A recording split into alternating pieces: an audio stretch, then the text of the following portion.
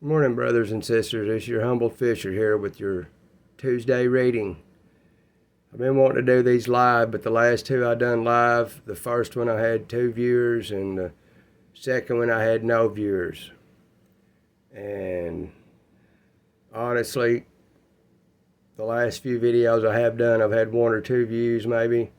I don't know if Humble Fisher's winding down. That's up to y'all, but if y'all don't want me on here, that's fine. I'll go somewhere else and do all this. Psalm 95. Oh, come, let us sing unto the Lord. Let us make a joyful noise to the rock of our salvation. Psalm 94 portrayed the wilderness journey. Now the first fingers of dawn are about to break open upon the millennial morn. The long night of Israel's weeping is about to come to an end. Israel has seen the earth under the Antichrist.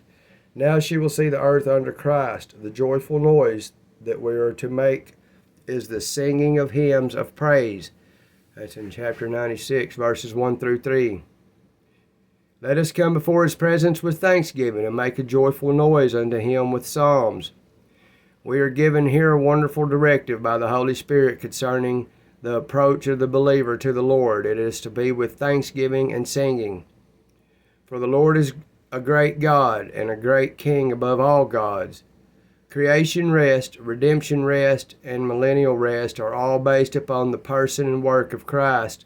Faith brings us into these rest. Unbelief excludes us. In his hand are the deep places of the earth. The strength of the hills is his also. This means that God is Lord over hell and also over the entirety of the earth. The sea is his, and he made it, and his hands formed the dry land.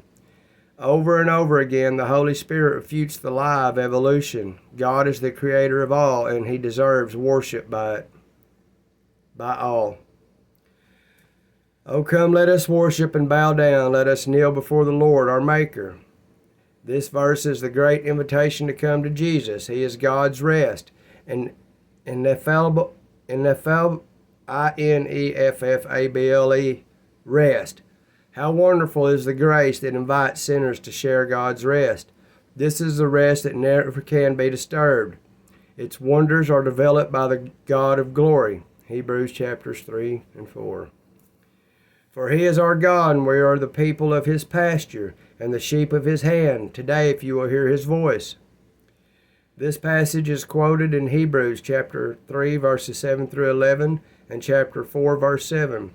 What a privilege to say he is our God, and that we are the people of his pasture. As well, the expression, the sheep of his hand, refers to our being made by him. It has a far greater meaning than if a shepherd purchases sheep. In this instance, it means that God created the sheep of his hand. Accordingly, we are admonished to hear his voice, the voice of the shepherd. Harden not your heart as in the provocation, and as in the day of temptation in the wilderness. The wilderness was a proving time for Israel. Regrettably, they failed. When your fathers tempted me, proved me, and saw my work. Israel tempted the Lord in the wilderness and refused to believe, even though they saw his works. 40 years long have I agreed with this generation and said, it is a people who do err in their heart, and they have not known my ways. Israel challenged God to provide a table for them in the desert, and when it was provided, declared that Pharaoh's was better. So they desired to appoint a captain to return to Egypt.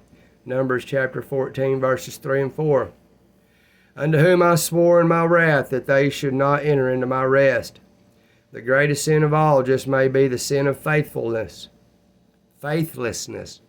The entire fabric of the plan of God demands faith. Men forsake God because they don't believe God. In the wilderness, Israel showed unbelief. They died because of that unbelief and could not enter into God's rest. That's your Tuesday reading.